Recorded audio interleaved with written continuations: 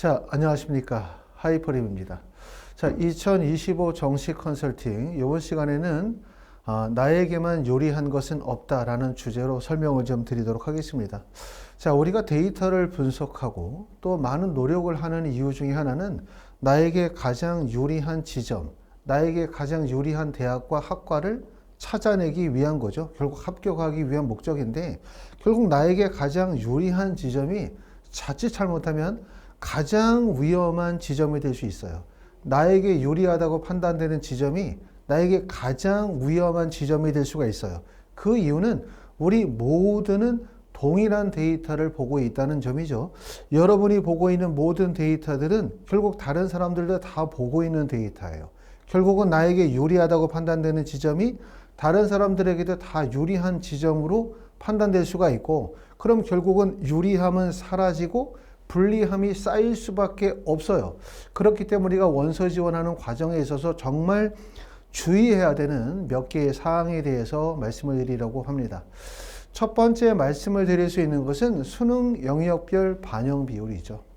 자, 첫 번째는 대학들이 2024년도에서 2025년도로 가면서 수능 영역별 반영 비율이 바뀐 학교들이 많아요. 이렇게 바뀌면 전년도 입시의 데이터를 기반으로 우리가 원서를 쓰게 되어질 때 전년도 입시의 데이터를 기준으로 2025학년도의 입시의 결과값을 예측하는 것이 현실적으로 어려워지죠. 왜? 전년도와 올해의 수능 영역별 반영 비율이 달라지고 있기 때문에 이런 점들이 주목할 점이고, 또 지금 보시는 것처럼 성균관대학교는 보시는 것처럼 이렇게 모집 단위에 따라서 유형별 A와 유형별 B로 계산이 되어진 수능 성적 중에서 상위 성적을 반영하는 방식으로 바뀌었어요, 올해. 이러다 보니까 보시는 것처럼 글로벌 융합이나 인문과학 계열, 사회과학 계열, 경영, 그 다음에 영상의상학과 같은 경우는 유형 A에서는 국어의 35%, 그 다음에 수학의 25%, 탐구의 30%, 영어 10%를 반영하고, 유형 B에서는 국어 30, 수학 40, 탐구 20%, 영어를 10% 반영하게 되어지는데, 이러면 결국은 뭐냐면 학생들이 생각할 때 나는 국어 시험을 잘 봤기 때문에 국어의 반영 비율이 높은 성균관대학교 A형이 유리하고, 나는 국어 시험은 좀 못 봤지만 수학의 반영 비율이 높기 때문에 40%를 반영을 하는 B형이 유리하다고 판단이 되어져요. 그러니까 모든 학생들이 본인의 성적대에 따라서 유리한 지점이 A나 B에서 발생이 되어지겠죠. 이러면 결국은 뭐냐면 경쟁률이 더 높아질 가능성, 두 번째는 전년보다 입결이 높아질 가능성이 꽤나 높다. 이런 점들도 첫 번째는 나에게만 유리한 전형이 없다라는 말은 본인들이 생각할 때는 나는 A형이 유리하고 나는 B형이 유리하다고 생각하지만, 이렇게 되면 사실상 국어 시험을 잘 본 학생들, 수학 시험을 잘 본 학생들이 성균관대를 판단하게 될 때 본인에게 유리하다고 판단하게 되어질 텐데, 전년도와 수능 영역별 반영 비율의 변화가 발생이 되어졌기 때문에 2025년도 결과값을 예측할 수 없는 상태에서 각자의 유리함으로 원서를 쓰게 돼요. 이것이 매우 위험하다고 말씀을 드릴 수가 있고, 두 번째 대학 같은 경우를 지금 보시는 것처럼 국어나 수학의 우수한 영역순으로 반영을 하는 경우죠. 성균관대와 약간 유사하다고도 할 수 있지만, 지금 보시는 가천대 같은 경우는 영어와 탐구의 반영 비율은 동일하지만 국어, 다시 말하면 국어 시험을 잘 본 학생들은 국어의 반영 비율을 어떻게 35%를 반영을 하는 거고, 수학 시험을 잘 본 학생들은 수학의 반영 비율의 35%를 반영하게 되어지면 결국 전체적으로 성적이 올라갈 수밖에 없어요. 국어나 수학이나 영어나 탐구를 균일한 수능 영역별 반영 비율을 두는 경우보다 잘 본 과목을 우선적으로 반영하는 경우, 이런 경우는 전체적으로 100분위가 상승할 수밖에 없기 때문에 위험하다고 말씀을 드릴 수가 있고, 또 이런 대학들이 전체적으로 많은 대학들이 있으면 가천대학교를 합격하면서 다른 대학으로 연쇄적으로 이동할 가능성이 있지만, 보시는 것처럼 이렇게 국어나 수학 중에 잘 본 과목의 반영 비율을 35%를 주고 못 본 과목을 25%를 주는 경우가 가천대 위쪽의 상위 대학에서는 많지 않죠. 그렇기 때문에 결국은 가천대에서 상위권 대학으로 연쇄적으로 이동할 충원율이 높게 발생이 되기가 어렵다는 점이고, 또 보시는 것처럼 탐구를 하나를 반영하죠. 이러면 탐구 2개 잘 본 학생들도 있지만 탐구 2개 중에서 어떤 하나는 1등급을 맞고 어떤 하나는 3등급을 맞은 학생들. 다시 말하면 가천대학교는 수능을 못 봤지만 잘 본 학생들. 아이러니하죠. 수능을 못 봤지만 잘 본 학생들에게 유리하죠. 나는 수능을 좀 못 봤지만 국어 시험을 잘 봤다, 수학 시험을 잘 봤다, 탐구 2개 중에서 하나 시험을 되게 잘 봤다.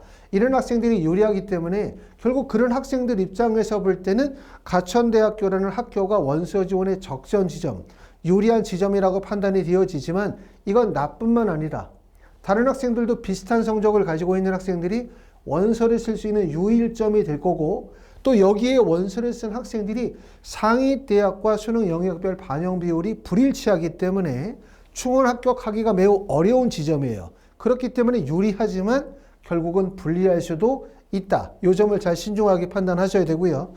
자, 지금 보는 대학 같은 경우는 또 어떻게 반영을 하냐면 국어나 수학이나 영어나 탐구 중에서 점수가 높은 순서로 해서 40, 30, 20, 10%를 반영을 하는 거죠. 자, 여기서는 이제 가천대학교보다 좀 더 나아간 거죠. 삼육대 같은 경우는 나는 영어 시험을 잘 봤어. 그러면 영어의 40%를 반영하고, 탐구 시험을 잘 봤어. 그러면 탐구의 30%를 반영하고, 그러고 난 다음에 국어 수학을 못 봤다. 그러면 20이나 10%를 반영을 하게 되기 때문에 결국은 이렇게 반영 비율의 차이, 다시 말하면 국어나 수학이나 영어, 영역별 100분위 차이가 급격하게 발생이 되어지는 학생들에게는 매우 유리한 지점인데, 이런 지점들이 사실은 상위권 대학이 아니다 보니까 수능 시험을 못 봤었을 때, 수능이 못 봤었을 때 나타나는 게 국어나 수학, 영어, 탐구 모든 과목의 밸런스가 무너지면서 어떤 과목을 잘 보고 못 보고가 발생이 됐었을 때 적합한 지점이 돼요. 이러다 보니까 이런 지점대는 많은 학생들이 몰리고, 특히 뭐라고 생각하냐면 나에게 유리하다고 생각하죠. 특히 삼육대학교나 가천대학교 같은 학교가 야, 서울대, 연세대, 고려대보다 삼육대나 가천대학교가 인기가 없을 거라고 생각하실 수도 있지만 절대 그렇지 않죠.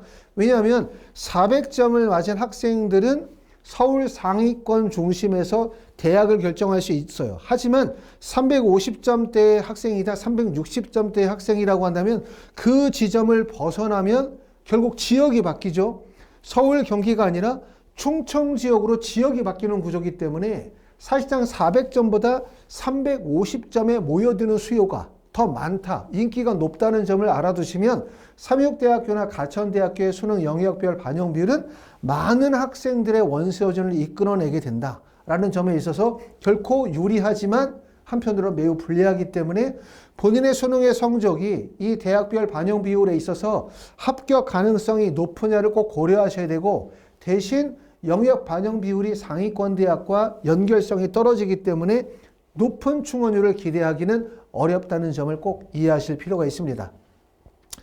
자, 그 다음에 이제 4개의 영역 중에서 3개의 영역을 반영하는 학교도 마찬가지죠.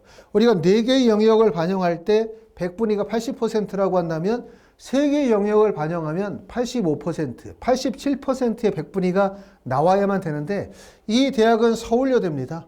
자, 서울여대도 말씀을 드렸었던 것처럼 서울여대, 그러면 서울여대는 뭐 연세대나 고려대보다는 낮은 대학이고 그렇기 때문에 인기가 없겠지라고 생각하지만, 말씀을 드렸던 것처럼 서울여대나 동덕여대나 덕성여대는 서울권에 있는 거고, 여기를 벗어나면 경기권이에요. 또 서울여대나 동덕여대를 떨어지면 경기권 상위권 대학에 붙는 것이 아니라 자칫 잘못하면은 지방으로 내려가야 되기 때문에 결국 서울여대 같은 경우는 몰려드는 점수대가 매우 많은 상태예요. 더군다나 여기서 다른 대학들은 대부분 다 4개 영역을 반영하죠. 서울권의 모든 대학들이. 하지만 지금 서울여대는 4개 영역 중에 3개 영역을, 국어나 영어나 수학이나 탐구 중에 상위 3개 과목에 대해서 33.3%의 반영 비율을 주다 보니까 그만큼 수요가 몰리고 경쟁률이 높아지고, 경쟁률이 높아지면 입결이 높아질 수밖에 없다라는 점을 꼭 알아두셔야 되기 때문에 지금 설명드리고 있는 대학들을 보시면서 뭘 생각해야 되냐면 수능 영역별 반영 비율이 나에게 유리하다.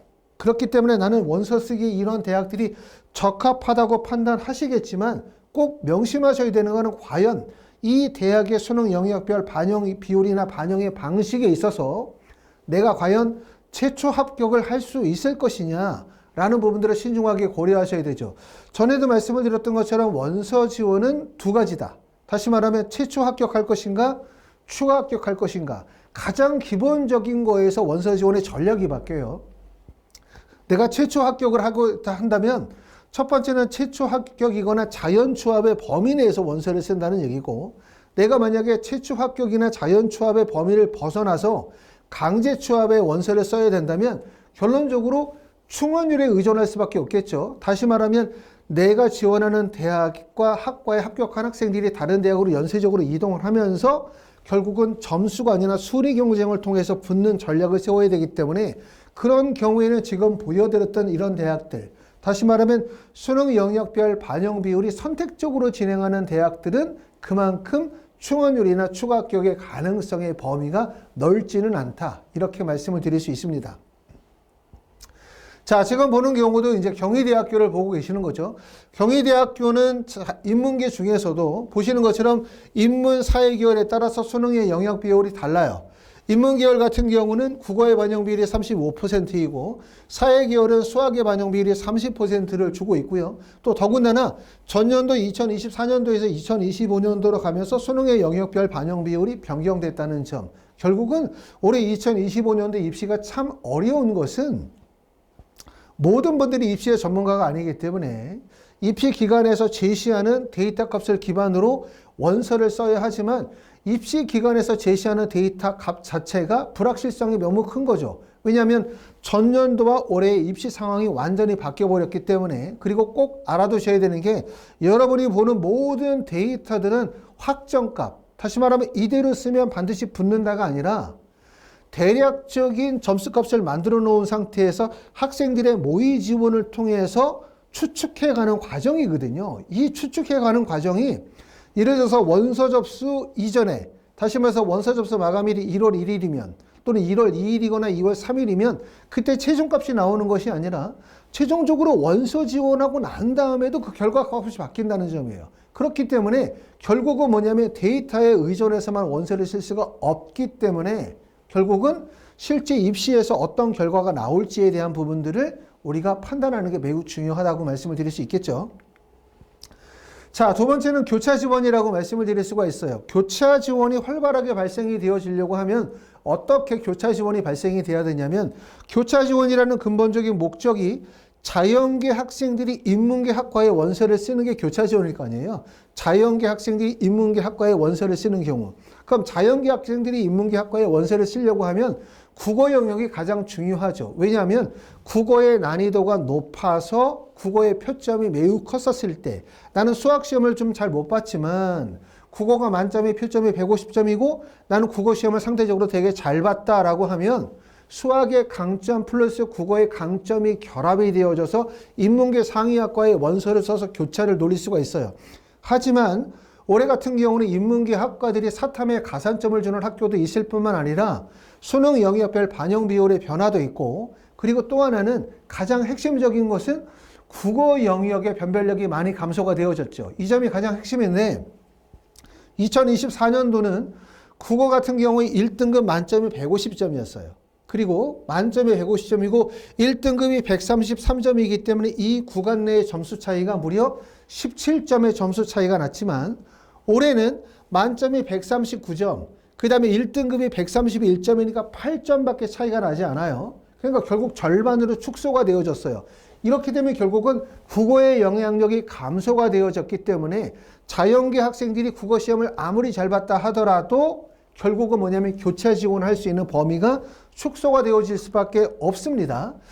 자, 그래서 이제 학생들이, 자연계 학생들이 수학시험을 못 본 학생들은 교차 지원을 통해서 상위권 대학에 도약할 수 있지 않을까라는 생각을 하게 될 거고, 이거는 비슷한 성적과 비슷한 점수의 구성을 가지고 있는 학생들이 공통적으로 판단할 수밖에 없어요. 그렇기 때문에 나에게 유리한 지점이 결국은 모든 학생들이 유리한 지점이 될 수밖에 없다라고 말씀을 드릴 수가 있는데, 작년도 수능이 어려웠었을 때, 불수능이었었을 때는 보시는 것처럼 2024학년도는 자, 보시는 것처럼 인문계열 1.45%의 상위 누적 비율일 때 표준 점수가 392점일 때 자연계의 점수가 누적 비율이 3.90%로 인문계와 자연계의 격차가 마이너스 2.45가 발생이 되는데 올해는 보시는 것처럼 인문계열 상위 누적 비율 1.50이 표준 점수 392점인데 392점의 자연계의 상위 누적 비율이 3%예요. 결국 1.5, 3% 차이에는 1.50%밖에 벌어지지 않기 때문에 전년도 수능이 어려웠었을 때보다 교차 지원을 통하여 상위권 대학에 도약할 수 있는 범위가 매우 축소가 되어졌다. 이렇게 보실 수가 있겠죠. 그러다 보니까 전년도는 중앙대학교 에너지 시스템 정도에서 자연계에서 교차를 치면 서강대학교까지 갈 수 있다고 보면 올해는 서강대학교 물리학과에서 교차를 쳐서 중앙대학교 고려대학교 인문계열 하위학과에 머무르는 정도밖에 안 되기 때문에 교차의 범위가 많이 축소가 되었다고 볼 수가 있어요.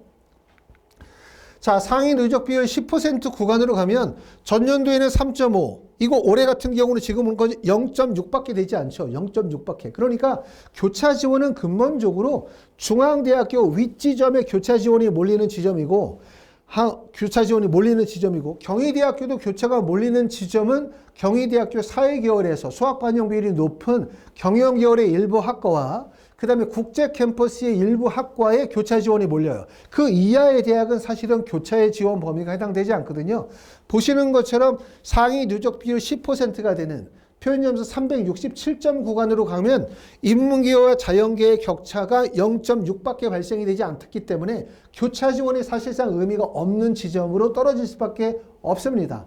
따라서 올해는 작년에 비해서 국어 영역의 변별력이 크게 축소가 되어짐에 따라서 결국은 자연계 학생들 중에서 수학 시험을 좀 못 보고 국어 시험을 상대적으로 되게 잘 봤었을 때 자연계에서 답을 찾기 어려운 경우에 교차 지원을 통해서 문과로 넘어가는 전략이지만 이러한 전략들이 통하기가 어렵다. 그만큼 인문계, 자연계 간의 점수 차이가 많이 줄어들었다고 볼 수가 있어요.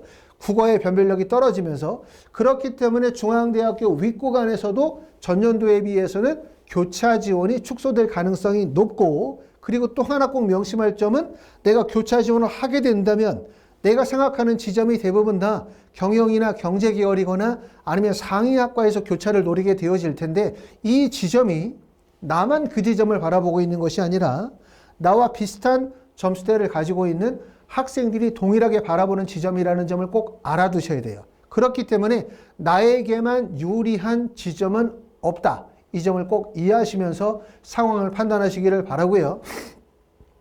자, 세 번째는 무전공학과와 포함해서 신설학과를 얘기할 수가 있죠. 우리는 어떤 데에 관심을 많이 가지고 있냐 하면 신설학과 그러면 되게 관심이 커져요. 야, 신설학과야.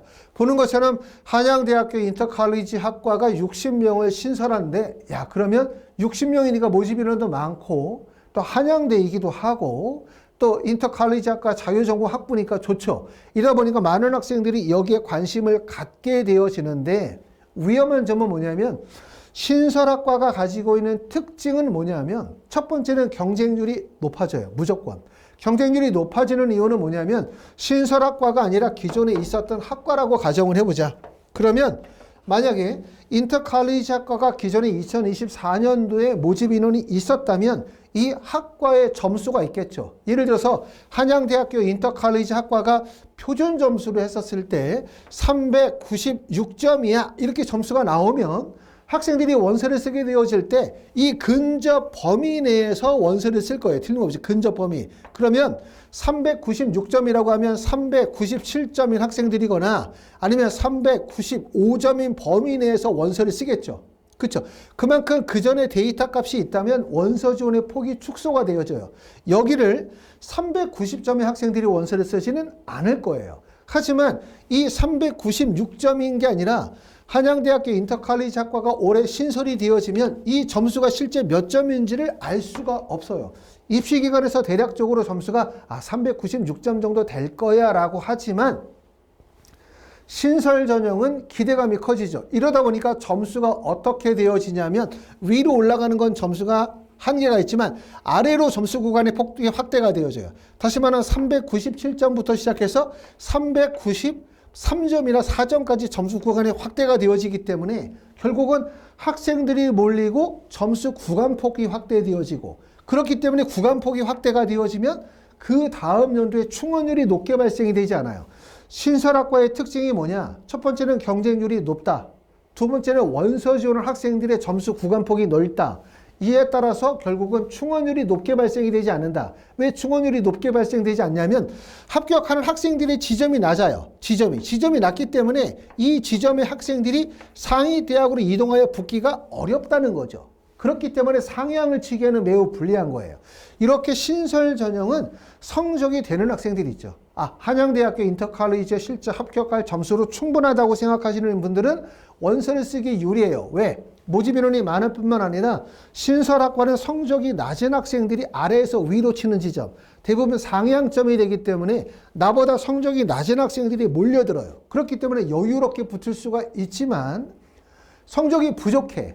다시 말하면 한양대학교 인터컬리지가 396점이라고 판단되는데 내 성적이 394점이야? 393점이야? 이런 학생들이 상향을 치면 오히려 못 붙는다. 이런 점을 알아둬야 돼요. 그렇기 때문에 신설학과 모집 인원이 많이 늘어난 지점은 누구에게 유리하다? 내가 실제 합격 점수를 가지고 있는 학생들에게 유리하지만 상향을 치기에는, 추가 합격을 노리기에는 그 지점 자체가 불리하다고 판단된다고 말씀을 드릴 수가 있어요. 자, 성균관대도 그렇고 한양대도 그렇고 이렇게 자유전공이나 무전공학과, 신설학과가 개설이 되어진 학교들이 되게 많습니다. 또 대학에 따른 모집 단위가 통폐합이 되어지거나 축소가 되어지면서 변화가 있는 학교들이 많기 때문에 이런 걸 잘 이해를 해야 돼요. 다시 말하면 신설학과, 무전공학과 모집 인원이 크게 늘었다? 이런 경우는 성적이 되는 학생들, 최초합이나 초합의 범위 내로 들어가는 학생들 입장에서 볼 때는 오히려 좋아요. 왜 좋냐면 이런 지점에 허수들이 몰리니까. 성적이 낮은 학생들이 상향해서 붙으려고 해야지, 나는 성적이 낮지만 이 대학의 상향 지원을 통해서 붙고 싶어. 그럼 그런 분들이 꼭 찾는 지대가 어디냐면 모집 인원이 많은데 신설학과, 혹시나 하는 기대감이 생기죠. 하지만 이런 지점들은 상향으로 성공하기는 매우 어렵다는 점을 꼭 알아두셔야 돼요. 결국은 내가 이 대학교에 원서를 쓰는데 나의 원서 지원이 최초합이냐 아니면 추합을 기대하는 것이냐, 여기에 따라서 지원의 전략이 달라질 수밖에 없겠죠. 자, 그 다음에 또 하나 되게 중요한 부분들은 뭐냐면 가군, 나군, 다군으로의 군이동이 발생이 되는 경우예요. 대학들마다 가군에서 뽑는 학교들도 있고 가나군에 뽑는 학교도 있고 가나, 다군에서 뽑는 학교들이 있는데, 예를 들어서 동국대학교라고 가정하자. 그럼 동국대학교가 가군과 나군에서 선발을 하잖아요. 가군의 동국대와 나군의 동국대는 다른 학교예요. 항상 이렇게 분할 모집을 하게 되면 대학들이 강약이 있어요. 강약. 왜냐하면 이동 경로가 잡히기 때문에. 그렇죠? 좌우로 이동하는 경로가 잡히기 때문에 강약이 발생이 되어지고, 특히 다군 같은 경우는 가나군에 비해서 모집 단위가 작기 때문에 학생들이 몰리는 지점이기 때문에 다군은 점수가 높아요. 무조건. 그렇죠? 그렇기 때문에 어떤 학과가 가군에 있다가 다군으로 이동을 했다고 한다면 입결을 예측하기가 어렵죠. 지금 보시는 거는 성균관대학교인데, 성균관대학교가 2024학년도에는 다군에 선발했었던 학과가 반도체 융합학과에서 30명을 선발하고 에너지학과에서 10명을 선발해서 총 40명을 선발했는데, 2025학년도가 되면서 반도체 융합하고 에너지는 그대로 가지만 나군에 있던 글로벌 경영이 어디로 왔어요? 지금 보는 것처럼 나군에 있던 글로벌 경영이 다군으로 이동을 했죠. 또 글로벌 바이오 메디컬도 다군으로 이동을 했고, 양자 정보공학과도 지금 다군에서 선발을 합니다. 이렇게 군이동이 발생이 되어지면 가군이나 나군에 있었던 입결과는 완전히 다른 양상의 입결이 예상이 되어지기 때문에 이거를 가군과 나군에서 계산하시면 안 돼요. 하지만 이렇게 군이동이 발생이 되어지면 성적대가 안정적인 점수를 가지고 있는 학생들은 오히려 좋아. 왜 그러냐면 군이동이 발생이 되고 모집 인원이 늘어나고, 모집 인원이 늘어나면서 신설 전형이면 성적이 낮은 학생들이 원서를 쓰는 어떤 지점이 돼? 상향점이 된단 말이에요. 상향점.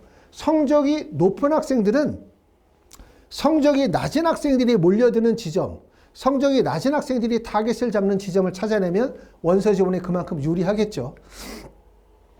자, 다섯 번째는 모집 인원의 변화예요. 모집 인원의 변화도 12명을 선발하던 학과에서 13명을 선발한다. 5명을 뽑던 학과에서 7명을 뽑는다. 또는 뭐 15명을 뽑다가 12명으로 줄었다. 모집 인원이 소폭 감소하거나 늘어나는 것은 입시에는 사실상 거의 영향을 보이지 않아요. 하지만 10명을 뽑던 학과가 20명을 뽑거나 30명을 뽑게 된다면 입시에 미치는 영향이 매우 클 수밖에 없기 때문에 모집 인원의 변화에 신경을 많이 써야 되는데, 보시는 거는 의대죠. 의대 지역인재 전형을 제외하고 의대 가군, 나군, 다군의 전체 선발 인원은 1101명이고 전년도에는 909명을 선발했기 때문에 올해 무려 지역인재 전형을 제외하고 172명이 증가를 합니다. 보시는 것처럼 가군은 전년도에는 344명이었는데 올해 435명이기 때문에 가군 쪽으로 많이 늘었죠. 가군에. 그 다음에 나군 같은 경우는 전년도에는 434명에서 501명 정도이기 때문에 특히 가군에 우리가 주목할 필요가 있고요. 그 다음에 다군은 전년도에는 131명, 165명이기 때문에 모집 인원은 전년도보다 대략적으로 한 34명 정도 인원이 늘어난 상태이기 때문에 가나다 전체적으로 모집 인원이 늘었고 특히 가군의 모집 인원이 큰 폭으로 늘었다. 이 점을 우리가 주목할 필요가 있습니다. 자, 가군의 대학들 중에서 어디가 모집 인원이 가장 많이 늘었나 눈에 띄는 대학은 보시는 것처럼 가천대학교죠. 가천대학교는 10명에서 무려 40명으로 모집 인원이 늘었어요. 10명에서 40명. 성균관대학교는 10명에서 50명으로 모집 인원이 큰 폭으로 늘었죠. 이렇게 모집 인원이 늘어나는 것은 아시는 것처럼 이렇게 의대 정원이 늘어나면서 서울의 8개 대학에 대한 의대 정원은 묶여 있었지만 경기권을 포함해서 지방의 의대의 정원이 늘었고 지역인재 전형이 늘었어요. 그렇기 때문에 경기권 대학이라고 할 수 있는 성균관대학교, 아주대학교, 인하대학교, 가천대학교는 모집 인원이 큰 폭으로 늘었는데 과연 이렇게 모집 인원이 늘어나면 유리할 것인가? 불리할 것인가 이 판단이 되는데 첫 번째는 성균관대학교 모집 인원이 10명에서 50명으로 크게 늘었죠. 이렇게 되면 성적이 낮은 학생들이 몰려요. 성적이 낮은 학생들이 몰리고 성적이 낮은 지점에서 한참 낮은 학생들 이런 학생들도 몰리기 때문에 성적이 실제 전년도 입결 기준으로 성대를 충분히 붙을 수 있다고 생각하시는 분들 그 정도의 성적이 되는 학생들은 이렇게 모집 인원이 많이 늘어난 성균관대학교, 가천대 같은 학교가 유리해요. 왜? 그 안에 경쟁률이 5대1이다, 경쟁률이 6대1이다면 경쟁률을 통해서 지원한 학생들의 성적을 판단하기는 어렵잖아요. 그렇죠? 하지만 이렇게 모집 인원이 크게 늘어나면 허수 지원이 대량으로 몰린다. 허수 지원이. 성적이 낮은 학생들이 많이 몰리게 돼요. 성적이 낮은 학생들이. 그렇기 때문에 결국은 성적이 낮은 학생들이 몰리게 되면 결국 지원자들 간의 점수의 격차가 발생이 되어지기 때문에 유리한 거예요. 하지만 내가 허수야. 나는 성적이 좀 안 돼. 아무리 봐도 나는 성균관대학교 의대 붙을 수 없어. 하지만 성균관대학교 의대 정원이 늘어나니까 나는 붙지 않을까라는 기대감으로 원서를 쓰시면 안 돼요. 이럴 때는 오히려 보시는 것처럼 한양대학교 같은 학교가 68명에서 50인원이 줄었죠. 인원이 줄어든 구간이나 아니면 성균관대학교하고 비슷한 지점의 대학들 중에서 인원 변동이 없는 학교들, 카톨릭 대학교 37명으로 동일하죠. 이런 지점이 더 유리해요. 왜냐하면 모집 인원이 큰 폭으로 늘어난 쪽으로 성적이 높은 학생들, 성적이 낮은 학생들이 몰릴 가능성이 높죠. 그렇기 때문에 이렇게 오히려 모집 인원의 변화가 없거나 모집 인원이 감소된 지점이 오히려 더 유리할 수도 있다는 점을 알아두시면 되고, 그 다음에 나군도 지금 보시는 것처럼 나군도 전년도에는 434명이었고 올해 501명으로 지금 인원이 큰 폭으로 늘었고요. 이 중에서 인원 변동이 많이 보여지는 학교는 바로 아주대학교죠. 10명에서 50명. 다시 말하면 모집 인원이 많이 늘어도 성적이 안 되면 못 붙어. 왜? 여기 틀림없이 경쟁률이 몰릴 거거든요. 나보다 성적이 조금 높지만 의대 합격이 불가능한 학생들이 적극적으로 원서를 쓸 거예요. 틀림없이. 누구나 다 뭐라고 생각하냐면 모집 인원이 많이 늘어났으니까 붙지 않을까라는 생각을 가져요. 이런 지점들이 오히려 더 불리하다. 다시 말하면 내가 실제 최초합이나 자연초합의 범위로 들어간다면 원서를 쓸 수 있지만 최초합이나 자연초합의 범위가 아니라면 오히려 아주대와 비슷한 수능 영역별 반영 비율과 점수대에 있는 학교들 중에서 모집 인원이 정지가 되어져 있거나 오히려 감소된 지점이 결국은 더 유리할 수 있다. 올해 같은 상황에서는 이렇게 보실 수가 있고, 다군 같은 경우는 인하대학교가 작년에 다군에서 선발했지만 인하대학교가 군이 바뀌면서 오히려 모집 인원은 늘었지만 전체적으로 지원 대학은 축소가 되어진 상황입니다. 자, 이렇게 해서 이제 말씀을 드렸었던 얘기는 나에게만 유리한 것은 없다라는 주제로 설명을 드렸는데, 이렇게 설명을 드리는 이유는 뭐냐면 우리가 데이터를 분석하고 그 다음에 자료를 정리하고 그 다음에 많은 노력을 하는 근본적인 목적은 나에게 가장 유리한 대학, 나에게 가장 유리한 학과를 찾기 위한 노력인데 이 모든 노력의 데이터들을 다른 사람도 다 보고 있다는 거예요. 정시 원서 지원이 가장 쉬워요. 수시보다는 데이터 중심이니까. 하지만 가장 어려운 것은 내가 보고 내가 판단하는 것을 비슷한 성적의 대부분의 학생들이 판단하고 있다는 점이죠. 이게 바로 컨설팅에 필요한 이유들 중에 하나가 그거예요. 데이터를 숫자로만 보는 것이 아니라 데이터의 흐름과 배경을 이해하는 게 매우 중요한데 이건 입시 경험이 많지 않으시면 부모님들은 그냥 데이터를 숫자로만 이해하다 보니까 결국은 이런 함정에 걸릴 가능성이 매우 높다. 이렇게 말씀을 드리기 때문에 말씀드렸었던 내용들을 신중하게 판단하셔서 원서를 쓰셔야 될 것 같습니다. 자, 하이프리뷰에서는 지금 한창 정시 컨설팅을 진행을 하고 있고요. 또 저를 포함해서 우리가 김기현 선생님이나 최민호 선생님, 또 김정훈 선생님 이렇게 네 분의 컨설턴트가 같이 컨설팅을 진행을 하고 있습니다. 대부분의 시간대가 마감이 되어져 있긴 하지만 일부 취소하신 분들이 계셔서 가능한 시간대가 있으니까 컨설팅을 신청하실 분들은 연락 주시면 자세히 안내하도록 하겠습니다. 또 다음 영상에서 뵙도록 하겠습니다. 감사합니다.